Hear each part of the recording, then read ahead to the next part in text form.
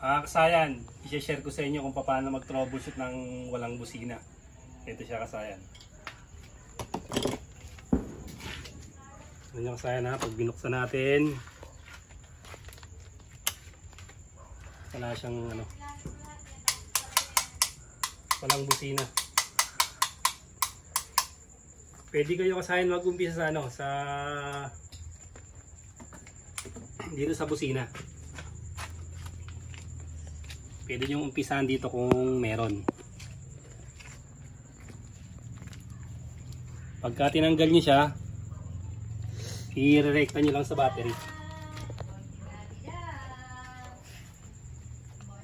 Battery ng motor. Testing lang siya. Kagaya niyan, wala. Testing tayo.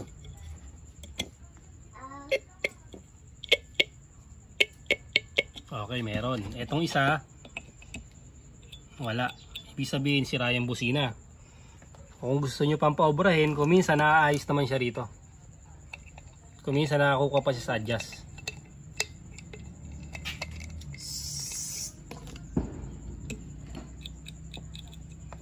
Pag hindi, wala na, papalitan na. Pag di na nakuha sa adjust.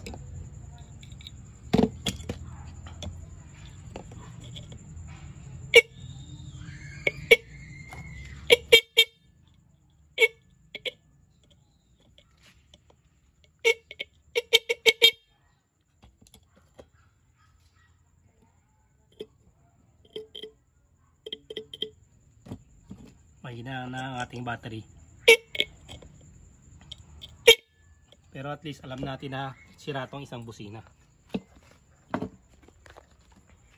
Ngayon itetest natin siya kung okay yung supply niya.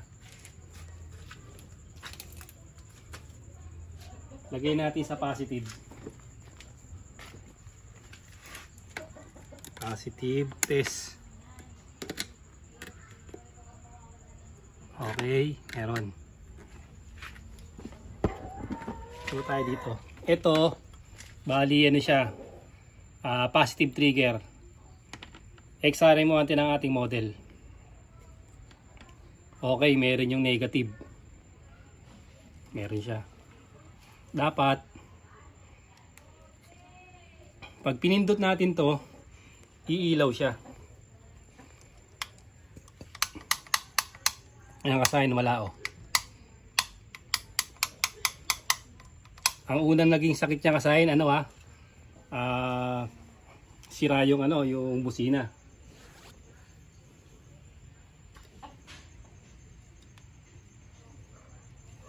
Magpapalit tayo ng busina. Tapos nagpalit na tayo ng busina, tinetest natin, ay nakabukas wala pa rin siya. Ngayon may supply yung natin, yung kulay green o yung negative. Pupunta naman tayo sa harapan.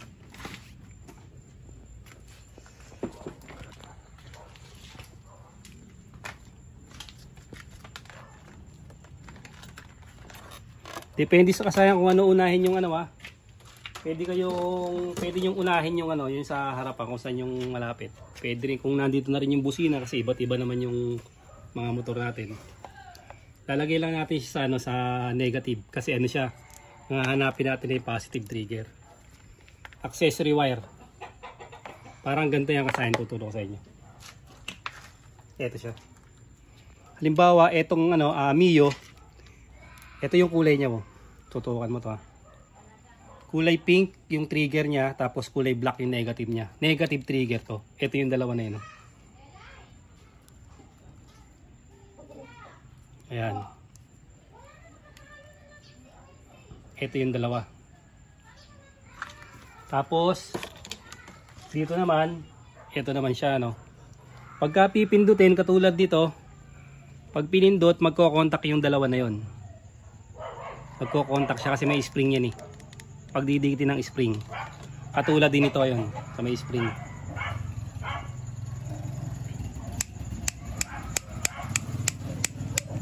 Yan, magko-contact siya diyan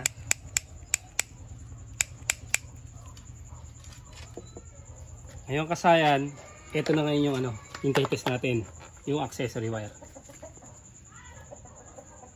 Ayan, meron siya. Tapos, katulad nga nung kanina, pag nilagay natin sa ano, nilagay natin dito, dapat pag pinindot natin siya, tutunog na yan, tsaka iilaw to kasi magkakasupply. Ito yung masela na testing, ano, na testingan. Yan, wala. Yung nagsisakit dito kasi medyo maselan, kaya kailangan aware kayo dito. Siya wala hindi nagko-contact yung ano natin, yung walang contact sa trigger. Ganito ngayon ang gagawin natin kasi mayroong supply yung ano ano, merong supply.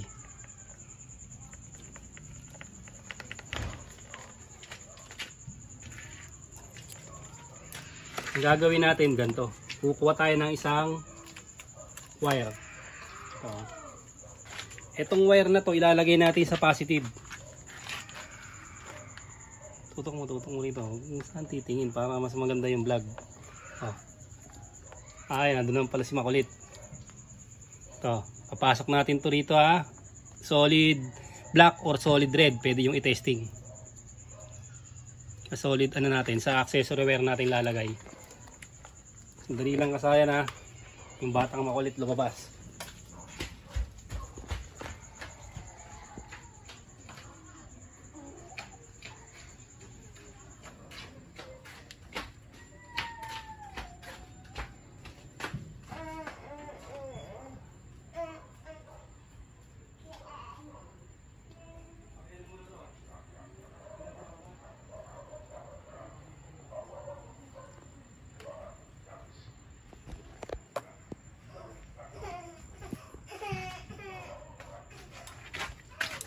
Ito na siya.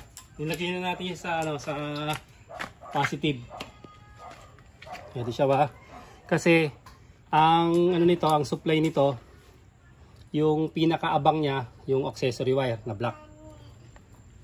Accessory wire na natin lagay. Yan siya ba?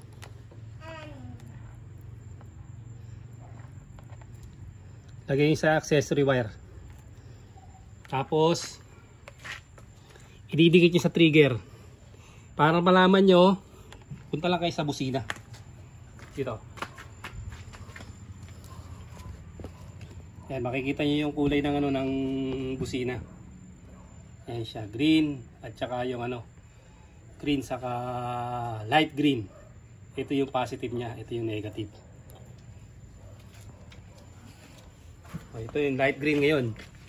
Yung sa light green natin ididikit sa kanyang trigger.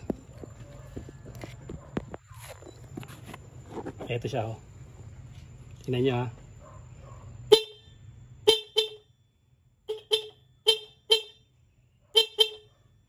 tumutunog siya kasayan. So ang ibig sabihin niyan, sa pindutan yung diferensya ng ating ano. Nandito sa pindutan ng diferensya.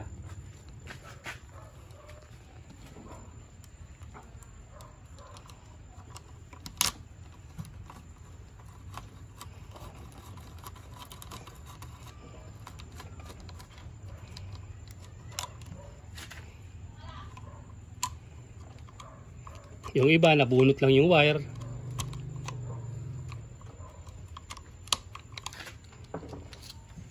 Ito naman sa pindutan, maaaring natanggal ang kanyang pagkahinang. Uy, tigas.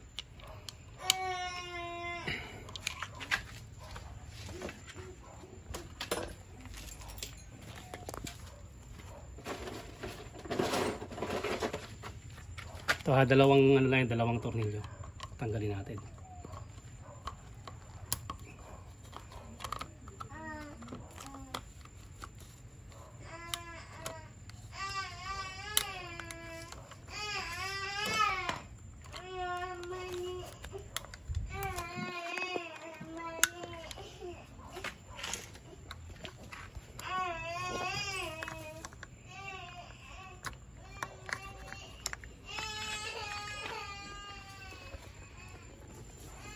Ito siya kasayan. Dati na rin kasi ako nagpahinang dito ng ano, yung signal light. Natanggal yung hinang niya. Pag naka-hazard ka meron, pagka ano wala. Pag nag-signal. Tingnan niya ha.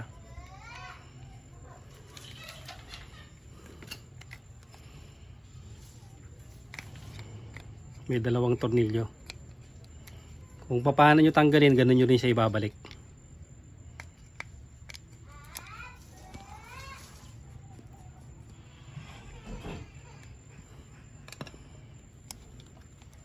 Tapos matatanggal nyo na to.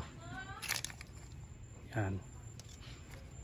Tapos tatapatan nyo yung ano, yung busina. Ayun yung busina. Kita ba yung loob? Yung green.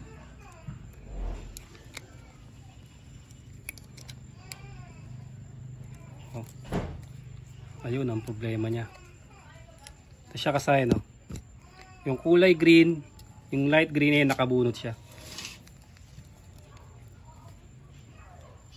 Yan. Nakabunot yung light green. Natanggal na sa pagkakahinang. Ngayon kasayan, ang solusyon dyan, pwedeng pahinang nyo siya o magpalit kayo ng panibagong pindutan. Ito siya.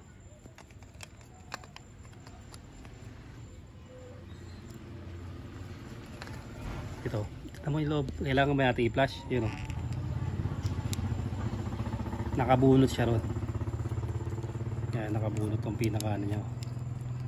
Ayun, yung isang hinang sa may dulo. Ito.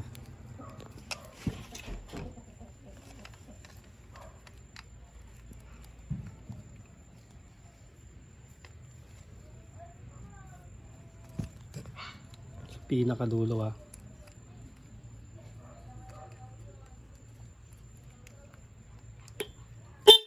Ayun siya kasaya, no? Ayun siya kasaya, natanggal yung pinakahinang niya. Ganun lang kasaya nyo magpagta-troubleshoot ng ano, ng busina. Pagka kailangan puro may supply yung ano, yung positive at saka yung negative. Ngayon kasaya, pag ito magkadikit, siya kasaya na, halimbawa nakadikit na siya. Tusukin mo yung ano natin, yung test light natin. Tusukin mo yung green.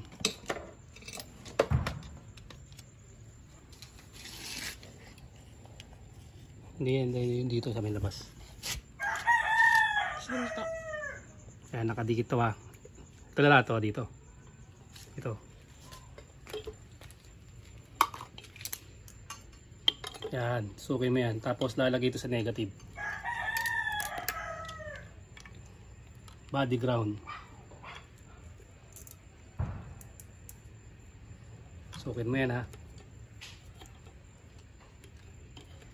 Pag tinusok nyo to, turo ko na rin sa inyo kasi paano malalaman pagka positive trigger ha. Nasa negative, tutusukin nyo parehas yan. Tatanggalin natin yung busina. Hindi matibay. Hawakan mo. Isa pa. Okay, tusukin mo yan.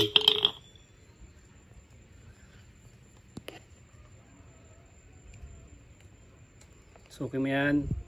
Okay, hindi umilaw. Tusukin mo yung kabila. Yan. Yan. Pag pares lang di umilaw, ibig sabihin yan, positive trigger. Pag may umilaw na isa, negative trigger. O ngayon, ito. Tingnan mo, tusukin mo lang yan. Tusukin mo lang yung green yan. Yan. Dapat, pag pinindot nyo siya, ito, tingnan nyo, itutok mo dito. Ayan na, nakadikit na sa may natanggal na hinang. Pagka pinindot natin, tinanggal natin yung busina. Ayan, tingnan mo. Yung test light, saka dito. Nakadikit ha. Ayan o. Nakadikit na to, may contact na siya. Dapat ganyan ang mangyayari. Sa may kabila, pito, lipat mo naman sa kabila. Sa light green pa rin dyan. Sige, tutok mo sa light green. Hindi yan, light green ito. Hindi nutusok ko kanina. Light green. Hindi green, yan. Yan ha. Tusok mo ha. Ayan o. May contact siya. Ibig sabihin pag gumaganyan siya, buo yung pindutan. Maaaring sira yung busina. Sira na yung busina. Yan kasayan ha. Ganun lang yung pagto-troubleshoot ng ano, ng busina. Kahit anong busina to kasayan, makukuha nyo.